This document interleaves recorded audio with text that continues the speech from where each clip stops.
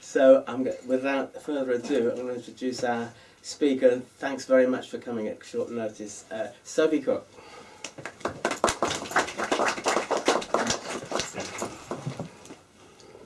Does that work at the back? That's right.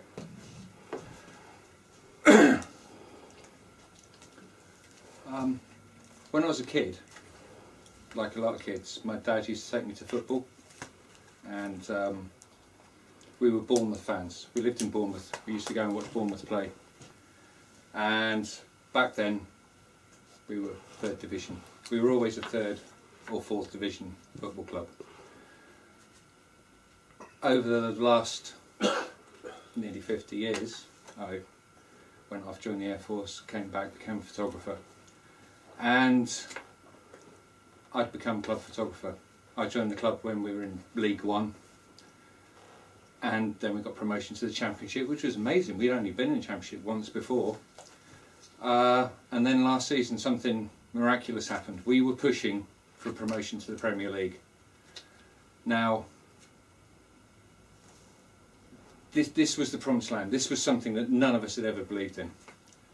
And we gained promotion. We beat Bolton at home, which was amazing. I stood there on the pitch taking photos of the players, spraying champagne all over me.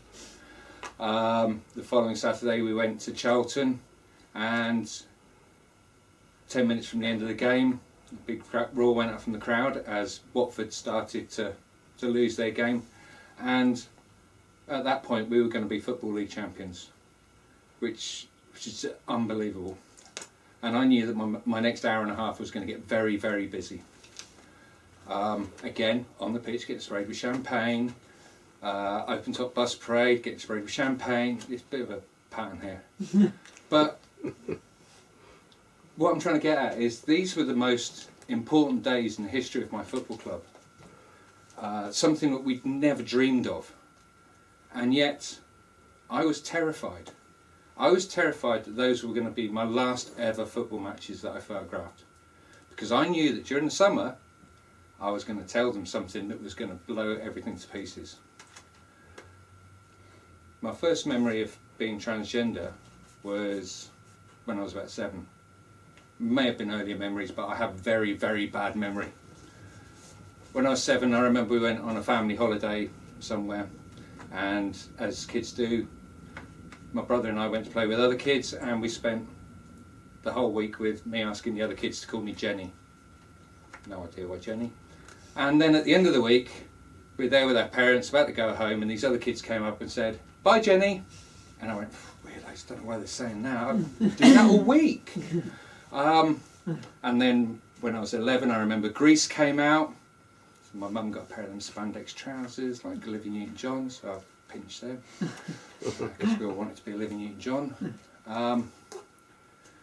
But it was very painful, as you'll know. And I remember the very first time I actually tried to commit suicide, I was 12 years old. So it was very difficult. The thing is, as we go through life, we all suffer traumas. We all suffer pain. You may lose a loved one. You may have a car accident. You may have gender dysphoria. When I was 16, I joined the RAF. I was third generation RAF. People have said to me since, well, if you'd been a girl back then, would you still join the Air Force? Well, I think so, because it's not like I was doing it to overcompensate. I brought up on stories of the RAF, so I did that. When I was 18 years old, I was stationed on a tornado squadron in Norfolk, and there was an explosion, and a guy who was 19 lost his arm, and I was the first one there, and I saved his life. Now this was the mid-80s. We hadn't fought a war that they admitted was a war for about 40 years, so I ended up with post-traumatic stress. And back then we had no way of dealing with it within the forces.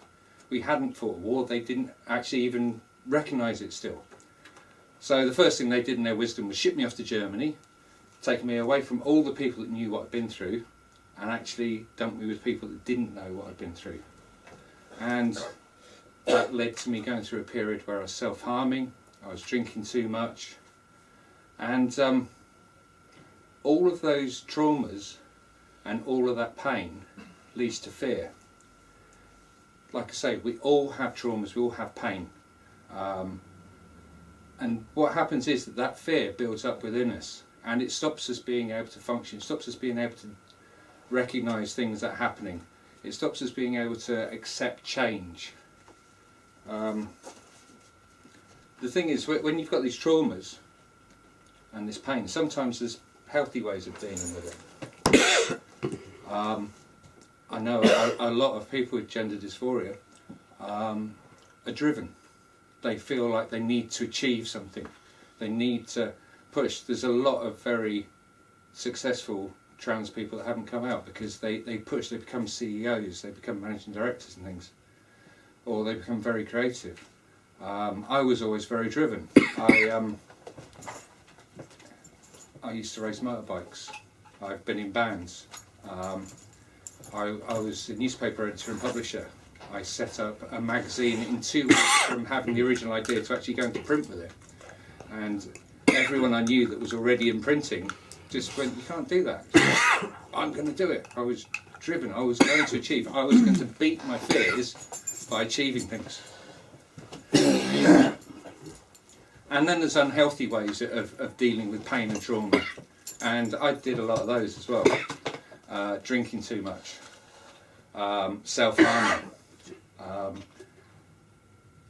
Luckily I never went down the route of taking drugs, but that's another way that people self-medicate themselves to reduce the pain. And I suffered from the suicidal feelings. Up until a little while ago, I was feeling suicidal virtually every day of my life. But the thing is, these traumas and these pains lead to fear, and that sort of stops us actually getting anywhere in life. Back in 2000, I originally started to transition. I got referred up to Charing Cross, and at the time the world was a very, very different place. Everywhere I went, I was getting abuse. Everywhere I went, I was put down, including at Charing Cross. I didn't have a single appointment there where I didn't leave in tears. And then my partner got pregnant. And the whole idea was that when our child was born, they would have 2 mums from day one. Unfortunately, when my son was born, he had a massive fit at 24 hours old and was disabled. So I thought, I can't put the family through this, trying to come to terms with my dysphoria, at the same time as we're trying to work out what his issues are. So, for the sake of the family, I took Sophie, effectively murdered her, put her in a box and buried her. And for a time it seemed that worked, but it didn't. Basically, that led to me putting on 6 stone in weight, effectively self-harming with food. I hated myself. I hated everything about myself. If I was fat and ugly, even better, because I didn't like myself anyway. Every single day I thought about suicide. I'd be driving down the road thinking I was happy, and all of a sudden this little voice in my head would go, yeah, but if you did that, if you just turned into that railway bridge, it would all be over, and you could just forget about it. And it's like, I didn't even know that voice was, it's like, and the thing is, and this is one of the things about pain and trauma, quite often it's so far in the past, or you've buried it so much that you can't even remember why you've got it. And I couldn't remember why I hated myself so much. I just went through my whole life just hating everything about me. I look at old pictures of me and I look like a zombie. There's just no joy in my face. There's a picture in my daughter's bedroom of me with my eldest daughter and my youngest daughter and my granddaughter. And I should look happy in that picture, but I don't. I look blank. There's no expression there. There's no emotion there. So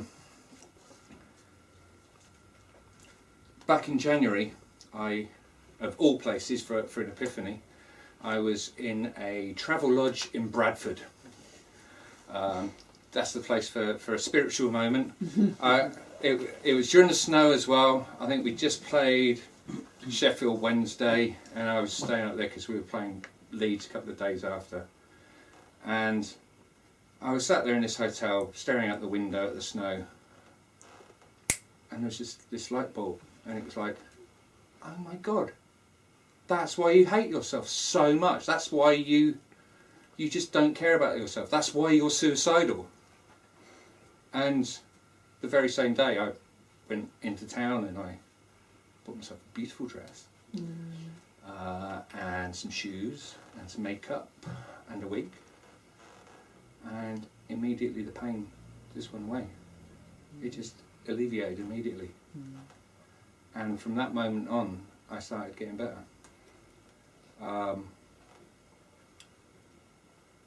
Obviously it's been a long road.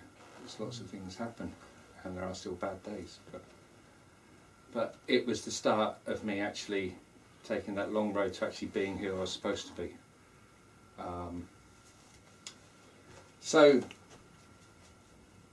back to this summer, I decided that in January. My football club was pushing for promotion to the Premier League. Biggest moments in the history of the club, and I thought, I can't come out now. If I come out now and I'm the person that makes them lose focus, I can't take the blame for us not getting promoted to the Premier League. So I bottled it up, and I spent a bit of time living in Birmingham, and I was splitting my time between being Sophie and being Steve. But I knew that during the summer that had to end. So I was still splitting my time a little bit. By this point I was living in Brighton, and going back and being Steve at weekends, obviously a lot thinner, a lot happier. People have started to notice, it's like, God, you look so happy. Have you always had your ears pierced? Yeah. But then one day I got my hair extensions done. It's like, I can't go back and pretend anymore. And this was like the Friday, and they'd said, right, can you come in and photograph a training session on Monday? It's like, okay, so I'm going to turn up on Monday with long hair, so it's like, I really need to tell them now. So, and I rang up the commercial director, who, my oldest friend at the club, who was also sort of my direct upline, really, and I couldn't get hold of him on a work day, and it's time's getting on. It's like it's now Saturday tea time. It's like, God, I've got going on Monday. So I finally managed to get hold of him on his mobile at a family barbecue. It's like, oh, what's the matter? I said, Rob, I'm really, really sorry to do this now whilst you're at a family barbecue, but there's something I've got to tell you. So I told him, and I think he was a little bit surprised, as everyone in my life was, because there was never any outward clues to anyone, and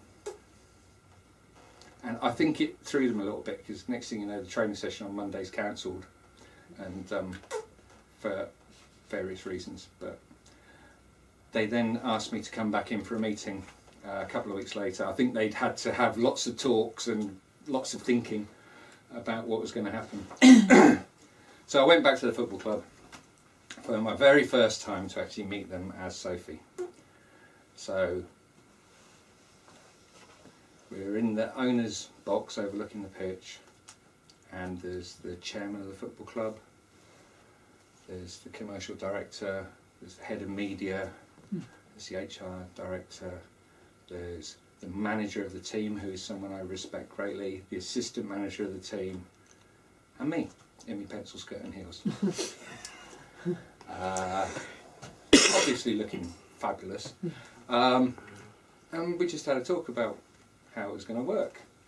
And part of that was, the manager said to me, so is there anything we can do to actually make it easier? I said, I want to meet the guys before a match day. I don't want to meet them just before a match. So can I come in for a training session or something? So the following Monday I went in for a training session, and they're getting all my camera gear ready and they're running past. And the thing is, I told a couple of them through Facebook that I was friends with. So I think word has started getting around a little bit. And anyway, so I'm stood there in the middle of the training field with Eddie Howe, our manager, and he said to me, "So, are you scared? Are you nervous?" And I went, "You know what? I'm actually so comfortable in myself and so at ease with who I am that I'm not. A couple of months ago I'd have been terrified, but I feel maybe a couple of really little butterflies, but no, fine." So, and we discussed how we were going to play it, and we decided that banter was the trying to lighten the mood. So they called all the players together, and Jason, the assistant manager, said, "You might have noticed something's changed about our photographing since last season. Lost a bit of weight." I went, "Yeah, I've grown my hair out a bit." And he said, "I'd like you all to meet Sophie." And the things, I built this all up in my head to such, it's like, and Tommy Elphick, our captain, just started clapping. And all the rest of the guys clapped. And then Tommy went, "Right, let's train." It's like, because it's built up so much, it actually almost felt like an anticlimax. And a couple of the guys that I hadn't met, new guys that signed during the summer, came up, and Sylvain Distin came up to me and went, "Hello, I'm Sylvain." And I went, "Oh, I'm Sophie." And then after the training session, I wanted to talk to the guys, and a load of them came up and started asking, because I'd said to them, "There are no stupid questions. Ask me anything you want, and I will answer you 100% truthfully." And I sat down with a few of the players afterwards, and I told them about feeling suicidal, because it was very important to me that they knew that this wasn't a whim. This was something that was saving my life. And it was great. The guys really sort of responded to what I was saying to them. And I remember just as I was leaving, I bumped into one of the guys in the car park who was someone that never really been that talkative before. And we had a big long chat, and then he said to me, "Do you mind if I ask you a personal question? Tell me if I'm out of order." I went, No, I'm 100% open. Ask me whatever you want." He went, "So does this mean you like guys or girls?" And I went, "That's a brilliant question, because that's what everyone else is thinking." And I thought, you know what, I'm so far out of the closet now, there's no point hiding anything else, is there? So it's like, I said to him, "Well, gender and sexuality are two totally different things. My gender's changed, but my outward gender's changed, but my sexuality hasn't." And he's like, "Ah, yeah, okay. I'm bi. I've always fancied guys, and I've always fancied girls." Because obviously when I said that my sexuality hadn't changed, he thought, "Oh, still fancies girls." So, and it's like, but that's the thing. They didn't have this thing of working out how your sexuality was going to work. I'm also the photographer for the Libertines, and the guys there have been amazing as well. And in fact, I'm much closer to them since coming out, because we've actually sat down and had really long chats about what it actually means to be transgender. And they've been through their demons the same way I've been through my demons. So we've got this common ground of having to deal with stuff. Anyway, so there I am. I've told the football club. And I'm going to have to go and sit by the edge of a football pitch and take photos with fans 2 feet behind me. It's like, right, as soon as I sit by the side of a football pitch, the whole world's going to know. Can't really hide. So I thought, right, better tell everyone else now, hadn't I? So one Saturday morning, I went on Facebook and I just went, "This will be my last ever Facebook post, for the reasons below." And effectively I told them my story. I told them how for my entire life I suffered from gender dysphoria. And I told them about the suicide. I told them I'd explained to them how I'd lost 5 stone since January, because I actually cared about myself now. And at the bottom of it I put, if you've got an issue with any of this, don't bother telling me, just unfriend me and you'll never hear from me again. Next thing you know, I got about 100 friend requests on my new profile. All these people just, and just this massive outpouring of love and support. And it's like, you know what, I was so terrified that I'd end up with no friends and no one loving me. But actually, I've got more friends and more people love me. So, how does that work? So, the problem is that in your head, everything has got the potential to be the end of the world. In reality, very, very few things can be the end of the world. Fear will expand to fill up the capacity you've got to feel fear. Whereas the reality of going through things is so often so much less than you built up to be. I was terrified. I was terrified that if I told the football club I'd never work again. Whereas now I walk out onto the centre circle of Premier League football matches as Sophie, looking awesome. And I get fans come up to me, sort of, they're pleased to meet me. With the Libertines, even more so, because they've got these amazing, loyal, obsessive fans that know everything about them and know every single person on the crew. They know the guy that changes guitar strings and the guy that fixes the amps, and I get them coming to me going, "Hi Sophie, you're the photographer, aren't you?" It's like, yeah. It's like, oh yeah, lovely pictures from such and such gig. It's like, oh thanks. But that's it. I was so scared for all those years. All those years I was in total pain because I thought, if I come out, I'm going to lose everything. But so anyway, so there it was. July, I'd come out to the whole world, and then next step was we had an RAF reunion, and it's like, yeah, well, let's go and meet all the guys I was in the Air Force with, because that would be good. And you know what it was? They were all amazing. I had a brilliant weekend. Spent most of it with the wives. We went out and drank Prosecco and cocktails and got piercing. And the boys went to walkabout to watch rugby. But we turned up before the rugby finished, and three of us sat there at the end of the table perving over rugby players in front of all the guys I was in the Air Force with. And then at the end of the Saturday, all the guys went straight from the pub to the carry house, whereas we all went back to the hotel to make ourselves look beautiful. And I remember we were just about to leave the hotel to go out, and one of the wives said, "Yeah, they're still in the pub, we'll go to the carry." I went, "No, we are not going to the carry house. We do not arrive there first. I do not look this fabulous to be sat down when they walk in. Either we're going to the pub so I can make an entrance, or we turn up after they are already in the carry house." And so we had another glass of wine, and then we got a taxi, and then the taxi took us to the wrong carry house, the wrong side of Derby. So we then had to get another taxi back. So yeah, we were fashionably late by the time we actually got there.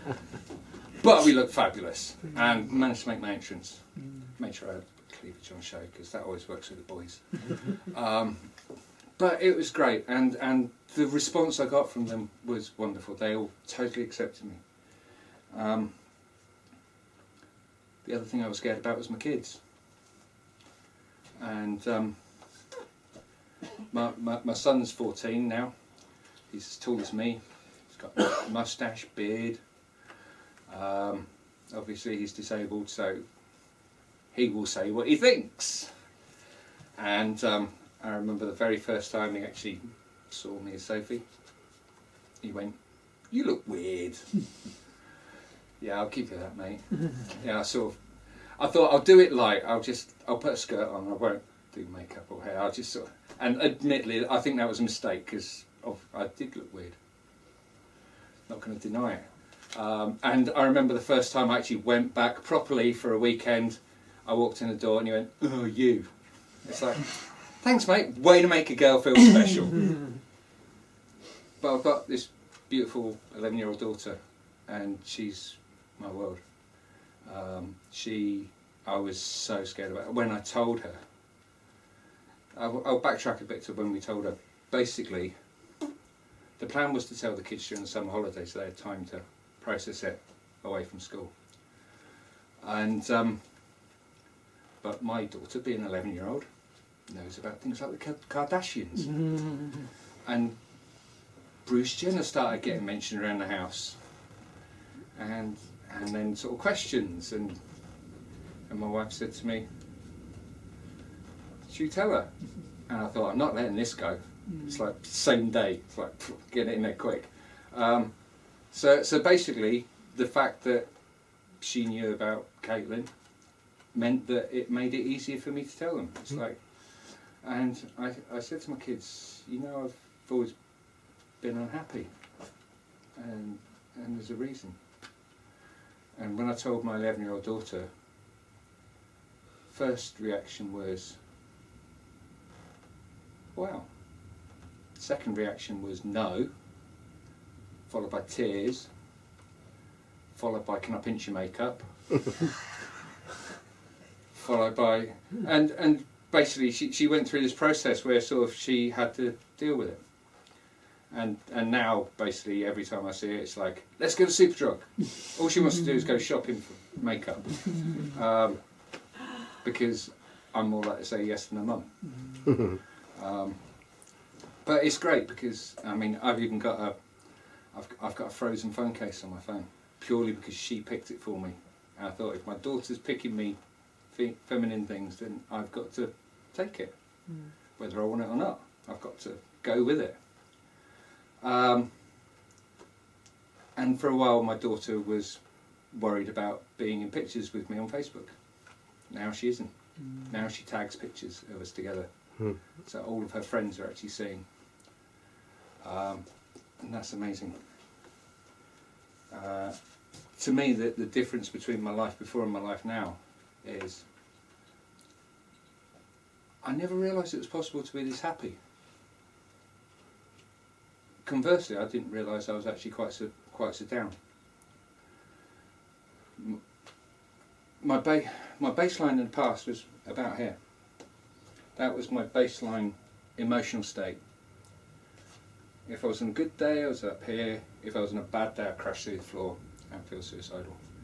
Now, my baseline emotional state is about here. And on a good day, I'm dancing with the unicorns. And on a bad day, I'm still better than I was before. And when I look at the pictures of me when I was dead, it's like I used to live in Kansas and everything was black and white, and now I'm in Oz and everything's glorious technicolor. There's happiness and there's joy and pride in who I am, and it's just a wonderful feeling. It's a wonderful change in my life from feeling constantly suicidal to actually feeling good about myself, and I never actually realised that was possible. In fact, I'm closer to a lot of people than I was before. The thing is, I get so much joy from my life now. And it worries me that you do still get a lot of trans people that have gone through all of that effort, gone through all that pain to actually transition, to have gone through all of those painful years, and yet are still living in fear. A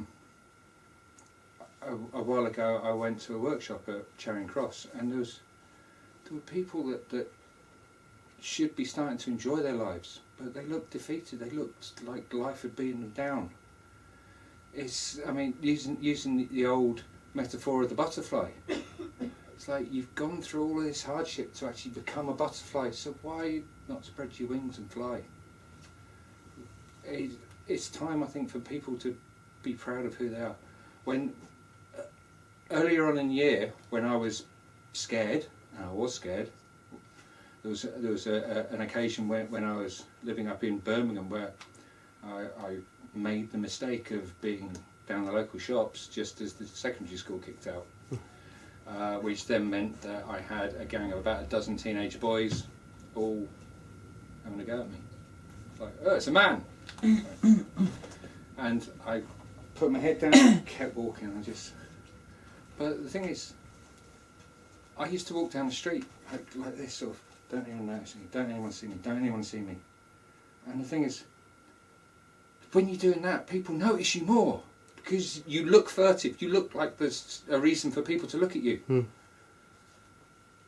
And a big change in me was the day that I thought, okay, you weren't blessed with wonderful genetics that make you look amazingly female.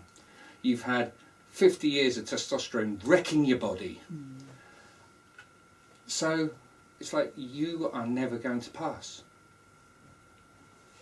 Doesn't mean you can't be the best feminine version of you that you could possibly be, but if I walk down the road thinking everyone, no one knows, you are constantly leaving yourself open for that fear of discovery.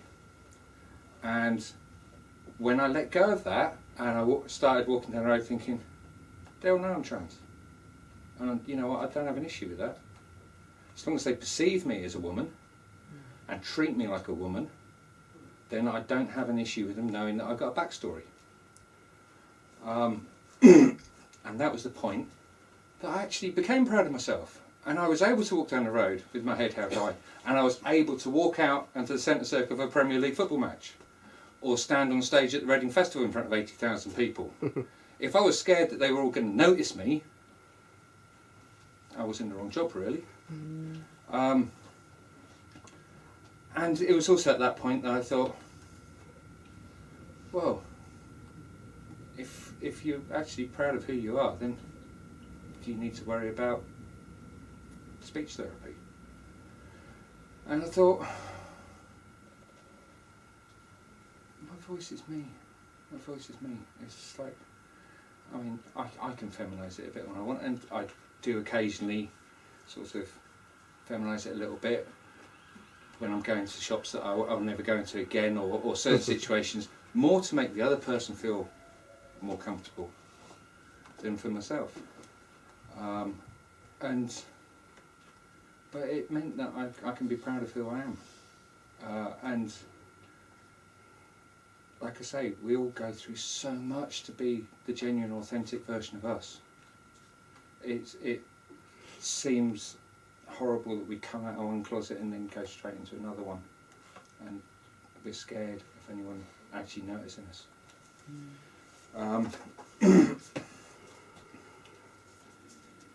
The thing is, I do still have my demons, and I do still have suicidal thoughts. The first time I had suicidal feelings, I was 12. The last time I actually attempted it was probably about 20 years ago. Last time I thought about it was last week. The difference is now that it's not having me. It had all those years when I actually wanted it to take me, when I wanted to die, and it didn't get me. So now, if I start getting those feelings, I get angry with it. It's like, you're not having me. You had your chance when I was weak. Now you're not having me. My life now is actually about enjoying myself and being proud of who I am, and you are not having me. And I've developed a couple of tactics around that. One is this, talking. And talking to other people, talking to my friends, bringing it out from the dark areas of my brain where it has strength, putting it in the light where I'm stronger. Talking about being in control of it, one thing I've realised is that alcohol is no longer my friend. Alcohol used to deaden the feelings. Now what it does is it reduces my control over the bad feelings. So I was in the pub the other day and I had 2 pints and I just felt a little bit of melancholia coming in, so I just turned around to a friend in the bar and I went, that's my last one. And if I ask for another one, I don't want another one. And the other thing is that I've started asking for help. I put a thing on my Facebook and I said to my friends, I'm going to say something that's going to make some of you feel uncomfortable, but I will make you a promise. I will not commit suicide, but in return you have to listen to me occasionally say that I'm thinking about it. And when I do that, it's not a cry for help. Well, it is a cry for help, but it's not a cry for attention. Just let me know that I'm loved. And there was one day where I was particularly down, and I only literally had the emotional strength to type in the words "help me," and they did. All these people, I had people ringing me up, I had people sending me a message, and what it did was it actually got me to a safe place where I could actually go to sleep and wake up the following morning, at which point I apologised to them, and saying, "I'm really sorry I lost it last night. Thank you for helping me through it." Because the problem is that when you're in that position, it's such a lonely place, and it's all about getting yourself to a safe place where you can actually see it through.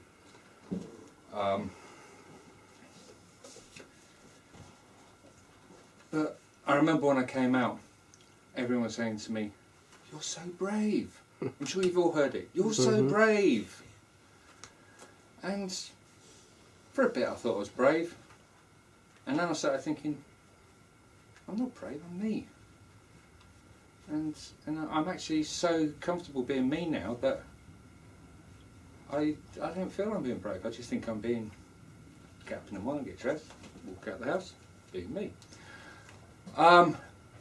Which then led me to realise that actually Steve was the brave one. Steve was the one that woke up every single day wishing that he was dead, and yet somehow managed to hold it together long enough for me to be here. He could have quite easily ended it all, but he didn't. He somehow managed to have the strength to keep on keeping on until that moment of realisation when the truth actually re-emerged in my brain. And that led me to think, you know what, I'm not going to delete him. He's the person that actually made me who I am. He protected me all those years. He's the father of my children. He's saved someone's life. He learned the skills for me to be doing what I am now. So I'm actually very proud of him. I think he was a great guy that did a lot through adversity to actually, so that I could actually have the pleasure. And I actually wrote a poem, and I put it online, and I'd just like to read it to you. This is the hug that I'd like to give to the brave man who went before me, who suffered for years filled with self-loathing and pain, whose bravery and strength meant that I could one day emerge to dance in the rain. He was the brave one, he took the pain. He suffered in silence so I could dance in the rain. He kept me safe, hidden inside. He paid the price, now I feel the pride. He had the strength to fight to the end. He was my hero. Thank you, my friend. And the thing is, I'm not gonna delete him. It's like I wanted to get my tattoos feminised a little bit, and back in the days that I got my tattoos done, only very dodgy towns had a tattooist, and they'd only have one in the dodgiest area of town.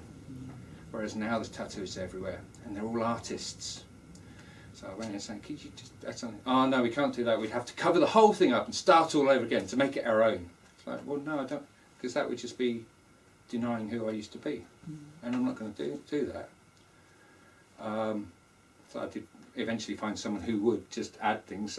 So my Cookie Monster has now got her butterfly wings, which and I actually they're saying, "Oh, you might have to go over the Cookie Monster and make it." It's like, no, I just quite like it. It's the faded old Cookie Monster that's suddenly got these bright, beautiful wings. But I was scared about what my family would do all these years. I was scared that I would lose my family. And my relationship with my wife has changed. We're not together anymore. We still love each other. We always will. We'll always be best friends. And there is still that love there. But like I say, I'm bi. My sexuality hasn't changed at all. Unfortunately, she's straight.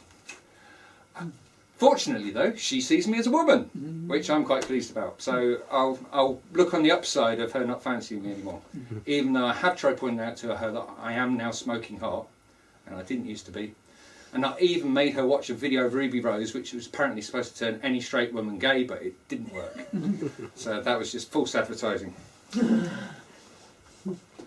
But I posted that poem on Facebook, and something wonderful happened. My 11-year-old daughter went on it and she commented on it. And she put, "You're my hero. Steve was amazing, but Sophie is better." And all those years I was terrified that I would lose my family. And actually, you know what, we're closer now, because I'm happy and I can actually enjoy my time with them, and I'll live longer. I don't think about suicide anywhere near as much as I used to. Still do, because I just think that's the way something's wired in my head. But it's not going to have me. And when I posted that thing on Facebook about, to my friend saying I am going to occasionally say this, I didn't want her seeing it and worrying. So I had to ring up my 11-year-old daughter and have a half-hour conversation about feeling suicidal. And she was wonderful. I told her. Because her brother's got epilepsy and has fits, and he also has moments where he can't control his temper. I said, you know, the same way that Noel can't control it when he loses his temper, it's just something his head just clicks. It's the same with me, with feeling suicidal. It's just, I can't control it, but I have found ways of coping with it. And the other thing is that I've started to actually look after myself and care for myself in a way that I never used to. The thing is, we're all capable of doing really horrible things to ourselves that we would never think of doing to anyone else.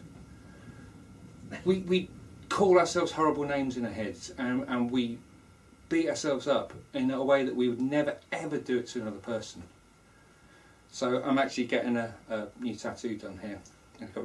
I got my semicolon done a little while ago, for anyone that knows what that is. But I've got one coming here, and it's just something that I'd like to leave you with. May I be kind to myself in this moment. May I give myself the compassion I need. And the thing is, I think that's it. We just need to show ourselves the same compassion that we show other people. So, thank you very much. Yeah, that was really lovely, thank you. I mean, in terms of, well, you were just so revealing and so reflective about what's happened for you and to you, and your process through it. It's just fantastic. Have we got any questions? Jessica? Yeah. Do you ever regret the decisions you made in life? Or do you see a way of... No. The question was, do I regret any of the decisions I've made in my life? Every single thing that's happened to me in my life has shaped who I am now. All the bad things, all the good things. Every single one of those experiences shaped who I am now. So no, I wouldn't change any of them. Not one. Because without the pain, you can't feel the joy. Without the dark, you can't see the light. So you've got to have both in your life. So no, not one. Yeah, I really hear that. It's like wanting to be another person, isn't it? Saying, regretting. That's it. Because, you know, it's all of it, it all made you. Yeah, the thing is, it's the old thing that joy and happiness is great, but the way you really learn who you are and you learn your lessons in life is how you cope with the pain and how you cope with adversity. And the thing is, everyone's life does have pain and adversity, so there's no point denying it, because we've all got it. There's not a single person in here that hasn't been through adversity and doesn't feel pain. So, and you know what, when you start actually sharing it with other people, it diminishes the size of it. And that's the thing for me. It's like I share my pain, and that takes it from being this massive thing that will fill every void in my head and just expand to the point where it's going to burst out of me, and it just makes it a little thing that I can get into a couple of sentences. oh, that seems a bit big now. Mm. So, yeah. Can you give us a little bit more of that aha moment where you realised that you were trans? Because it was a little vague. What inspired you? What set that light to go on? How did you get the idea if you hadn't already known about it earlier? Well, the thing is, I'd always known I was trans, but during that previous 15 years between when I first tried to transition and this year, like I say, I'd actually murdered Sophie, put her in a box, buried her. People have said to me, sort of, did you cross-dress or anything during that time? And it's like, no, it was dead. And I thought, put it behind me, I'm getting on with my life. This is my path now, I will carry on this path. And of course it doesn't go away, it's there. And the moment in January where I realised I have no idea. I have no idea where it came from. Just came out of thin air and went boom, there you go, here's something to mix everything up a little bit for you. It's like, but it truly was a revelation. It wasn't a gradual, it was just like, I just suddenly realised again. Although I think it was a sudden revelation. When I told my wife, she went, oh yeah, I thought that was going to happen. She'd seen something in me where I started to, obviously, without realising it myself, it was starting to come back. Because she's known 20 years, she's known since the very first night. But yeah, I have no idea where it came from. It does leak out when we think we're suppressing it, doesn't it? Yeah, we think sort of, yeah, that's all under control, and then boom. Oh yeah. No, I meant like the wife knowing and people around you think, oh, about time you realised that. No. The only person in my life that knew was my wife, because I told her. Not a single other person knew. And when I told everyone, they went, ew. Sort of no one was expecting it. I didn't overcompensate. I wasn't like really bush man. And I was always very sensitive, and I was always. But I was always very focused and very driven. And I used to race motorbikes, and I played guitar in bands, and all these things that people just attribute to being male. But it's just one of those things.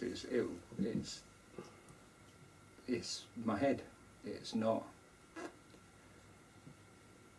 my mannerism. Although this really strange thing is that since I've actually come out and started back on hormones, my best friend down in Brighton, she's Spanish, and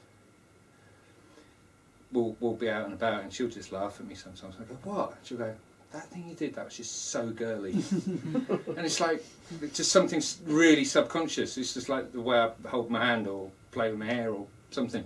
But she'll just go, that. It's like, and like, she comes around mine and she'll look at my room and go, this is girlier than any bedroom I've ever had in my whole life. It's like, it's not even that girly. It's a little bit girly. So. It's your centre of gravity. I know. Get another question.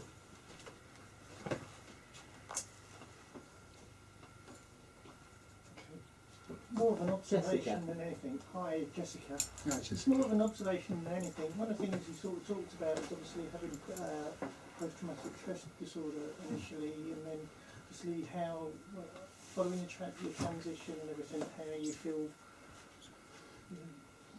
you've been able to sort of harm yourself in whatever shape, form or whatever. But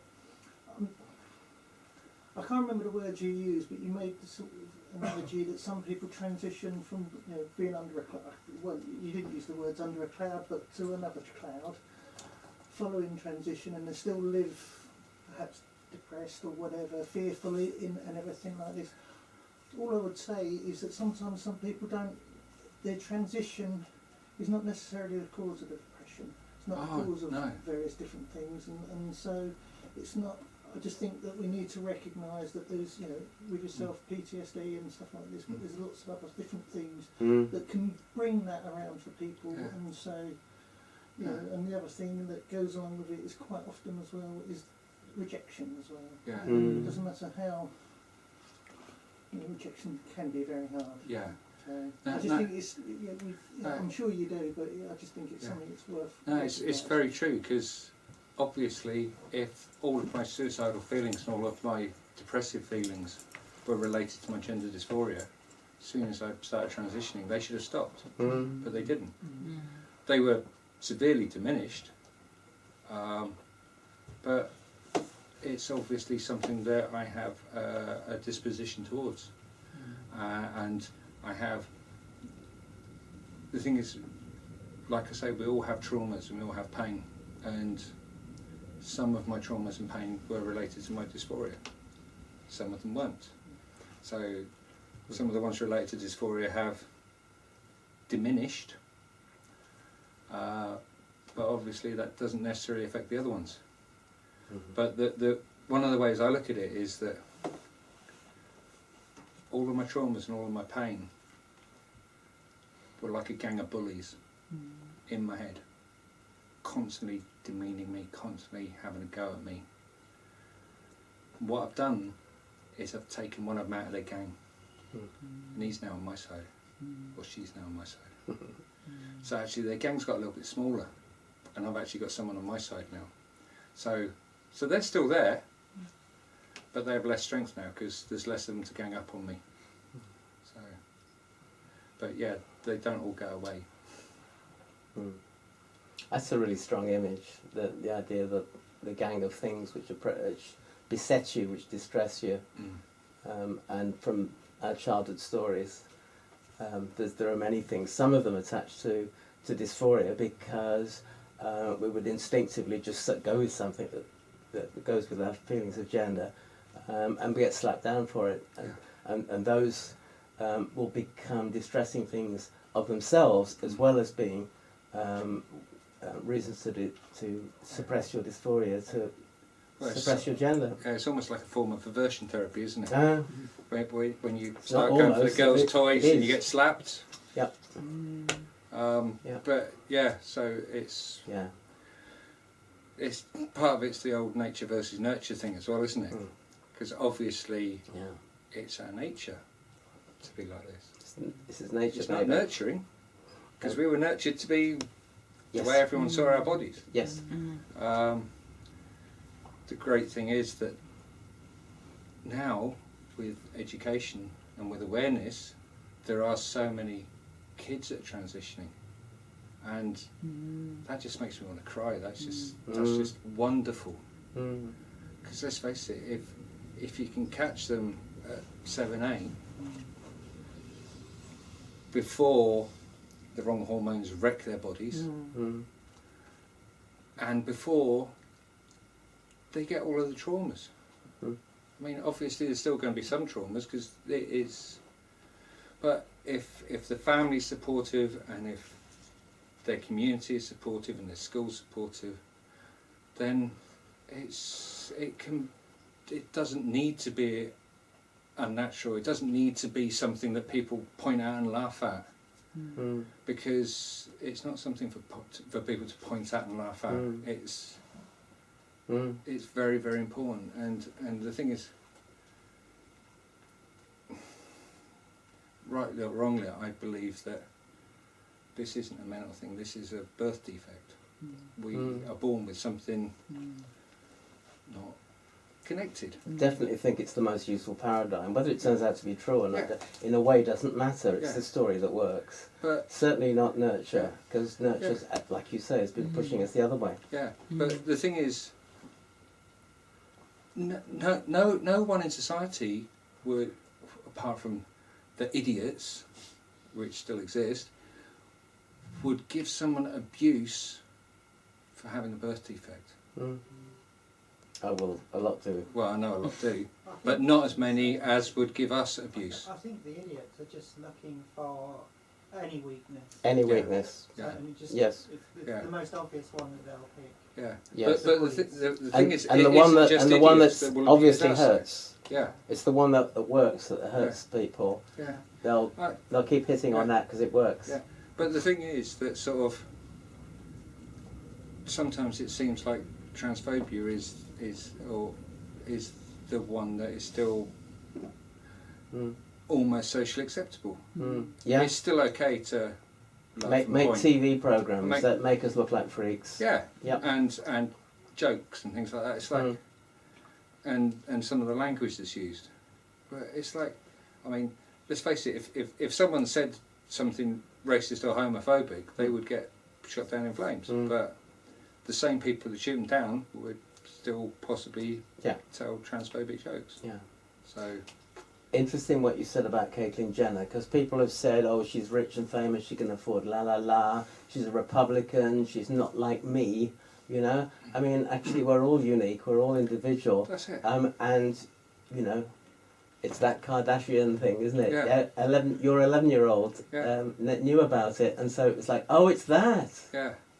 Well, it's like, also, I mean, obviously, Caitlyn's had a bit of a slagging off in parts of Mm. the Social transgender media. community. Social media generally, yeah. And so's Kelly Maloney, because Oh. obviously she supports UKIP, isn't it? Mm. But it's like, Well, not But- just supports, was candidate for mayor. I know. But the thing is, just because someone's trans doesn't mean that No. their politics are enlightened. No? They can still be conservatives, they can still be right-wing. Yeah. Uh, They can still be bigoted about other people. That's it, yeah. I mean, there is transphobia within the transgender community. There is homophobia within the gay community. There is racism within the black and Asian community. Yep. And Yeah. yeah, and the thing is, I mean, it's like that. Croydon's the worst. There's nothing wrong with Croydon. I think the worst transphobia I've had is from trans people. Yeah. And What, that you're not trans enough thing. I Yeah. think it's the, Oh, you saw that then. I think it's the internalised self-loathing we have that, Yeah. Mm. that means that we will put that on other people. Yeah. I mean, when I say we, I don't mean me. Yeah. No, because you're wonderful. But I get Shit, abuse man. on social media because I'm proud to be transgender. Mm. Apparently I shouldn't be. I should let everyone. I mean, I wouldn't say to someone else, you need to be public, Mm. because everyone needs to make their own decision Mm. based on their circumstances, based on what they want to do. Yeah. So I wouldn't tell someone else to go and stand up, because normally I do this in front of totally cisgendered straight audiences. This is my first ever trans audience. Ooh. So it's. I wouldn't tell someone else that they've got to stand up and be as frank as I am, because we all have our own ways of dealing with the issues that we have in our lives. But it does slightly annoy me that I then get abused for doing it, Mm. because, well, I live in stealth and no one knows that I'm trans, and I don't want to be reminded of all those years I had mental health problems. Mm. It's like, Or you're Well- making it bad for us by making us public. that's it. But oh, I've had more abuse since that so-and-so came out and did so-and-so. Yeah. But the thing is, every single time there's a positive story in the press, it makes it easier for the because Yeah. the thing is, the reason why we get abuse is because people don't understand it, Mm. because they're not educated and because they don't have awareness. Yes. If they have awareness and they understand the background to it, then, and every single person I meet that leaves with a good impression, I would hope that the next trans person they meet, they'd already be starting from a positive point of view rather than a questioning point of view. Mm. Mm. It's like I posted an article on Facebook and someone commented it giving me abuse, and then someone else replied saying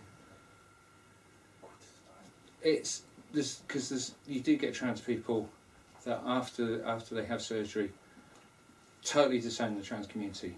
We are nothing to do with you anymore. We are women now. We are not trans. And it's like, well, and this person on this Facebook post put a really good sort of analogy, and it's like two people have fallen through the ice, and one of them helps the other one out the ice, and he goes, "You can help me out?" And they go, "No, the ice is a bit thin.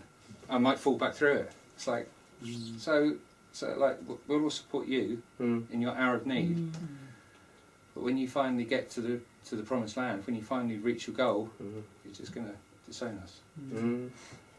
So, and that makes me sad. It also feeds into a narrative that Yeah. there are no issues once you've transitioned. Yeah. It's all rosy. Yeah. And there are still issues. And my other thing is that if you're ashamed of the fact that you're trans and that you've now transitioned, and you're ashamed of the fact that you were trans and now you're a woman, isn't that putting out the message to the rest of society that there's something to be that there's something shameful about us? Yes. Yeah. So if we're ashamed of who we are and what our backstory is, you can't blame anyone else for thinking it's shameful. So A flip side of that, well, not a flip side, another version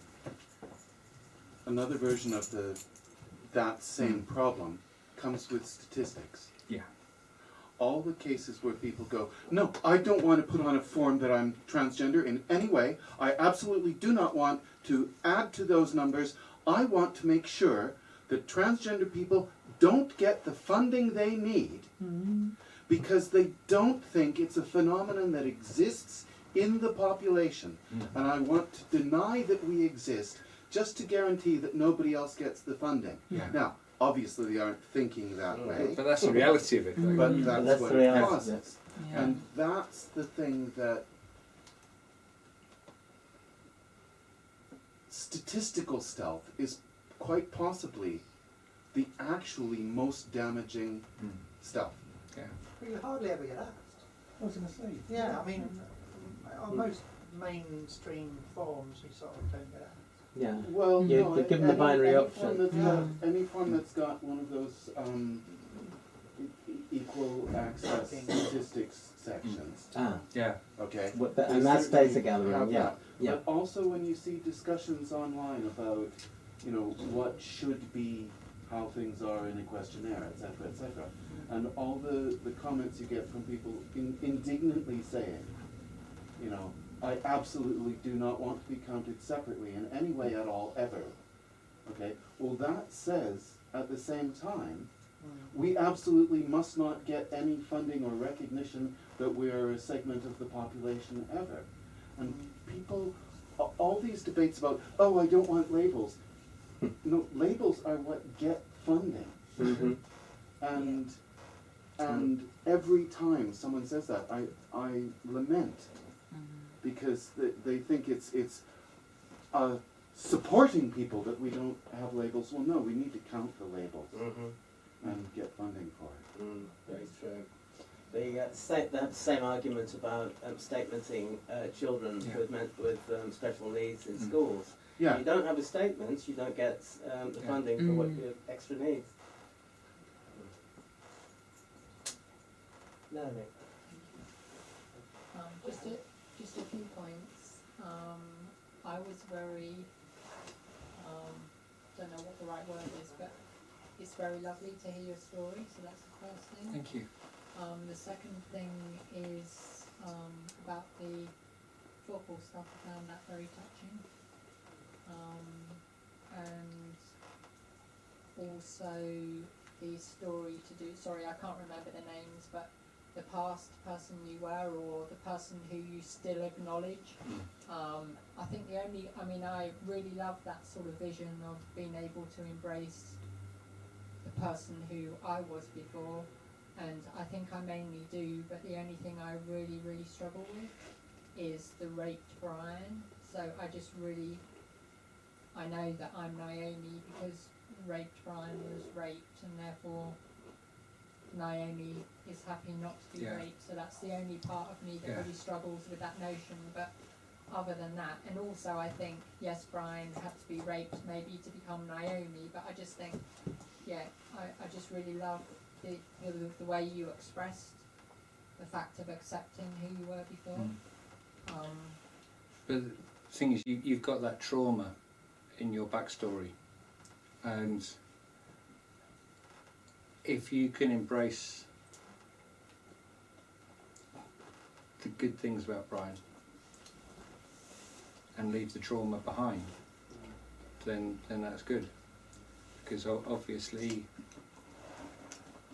it's like I said about every good thing and bad thing that happens in us makes who we are. And you even said it yourself, maybe Brian needed to be raped to actually become Naomi. And it's horrible to think that, but all of these traumas do shape us. And the trick is in letting them shape us positively rather than letting them destroy us. So. And just one other point, I mean, I've also been through physical abuse that I actually couldn't remember. Yeah. I just wanted to touch on, maybe you're not into labels, but I just wondered when you were talking about the suicide feeling and also the self-harm, whether you've actually thought of maybe going to some people who might specialise around borderline personality disorder. And maybe you don't have borderline, but it's something that people struggle with. You were talking about the neurotransmitter in the brain and self-harm and suicide. That's something that I've struggled with as well, and I've got borderline. So Yeah. if you want to, you can explore it. If you don't want to, put it in the bin. That's all I'll say. I think, because I've never actually spoken to a professional about those issues, and the same with the post-traumatic stress. I never got help with that. It was only time and distance from the event that diminished it.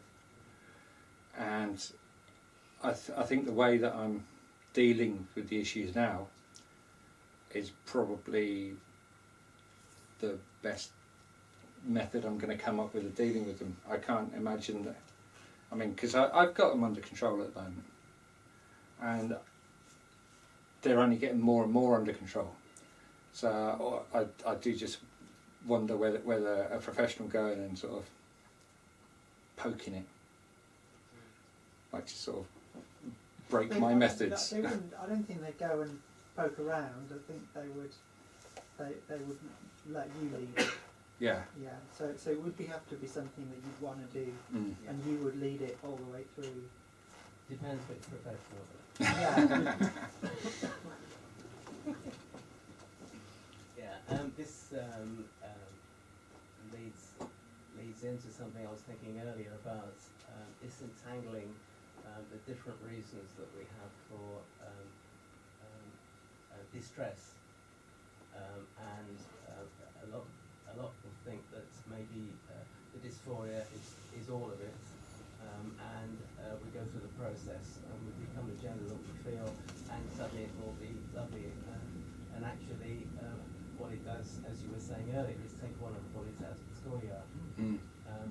But where they're all entangled together, we can put the cart before the horse sometimes and not see the actual structure of it. So that's something which comes up in my client work as a therapist quite a lot. It takes a while to unpack that. Yeah, definitely. Another question. Hello, sorry I can't see you.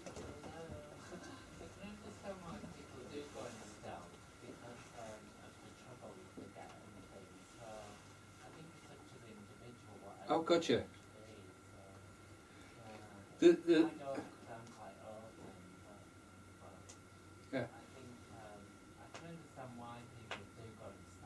Yeah. Oh yeah. The thing is, I would never ever out anyone, and I think it's very wrong for anyone to sort of impose their views on someone else. Yes, that's a central thing. I think it's as wrong for someone to tell me that I need to be in stealth as it is for me to tell them that they need to be public. But what I do know is that the only way any minority has ever gained freedom is by some people pushing the envelope. And the thing is, that doesn't have to be everyone. That can just be some people. And it's always got to be a personal decision based on people's lives, people's safety, where they live. There's so many things. I am. When I first came out of the football, my best friend was terrified of me going back to football matches because she thought that it would be dangerous for me. And I remember the first time I went back to a ground for a match. I parked in the car park and I'm there sorting all my gear out and checking myself in the mirror and that before I walked in. And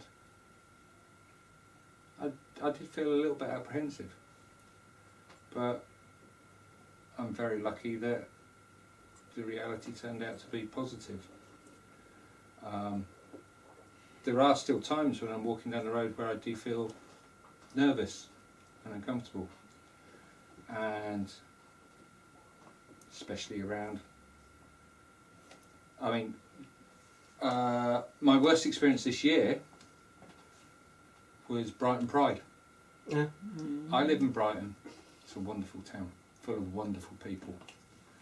I was so excited. It was my first ever Pride. I was going to have a great weekend. So much so that Friday night I was back in Bournemouth shooting a football match. As soon as the game finished, I drove all the way back to Brighton so that I could be there for Saturday morning. That weekend, I was verbally abused 10 times and physically abused once, which is twice as much as in the previous part of the year put together. And that's because the town was just full of drunken, straight, young males. And it was horrible, whereas all the time I actually spent within my community with my friends was wonderful. Problem is, Brighton Pride got too big and it had just become a party.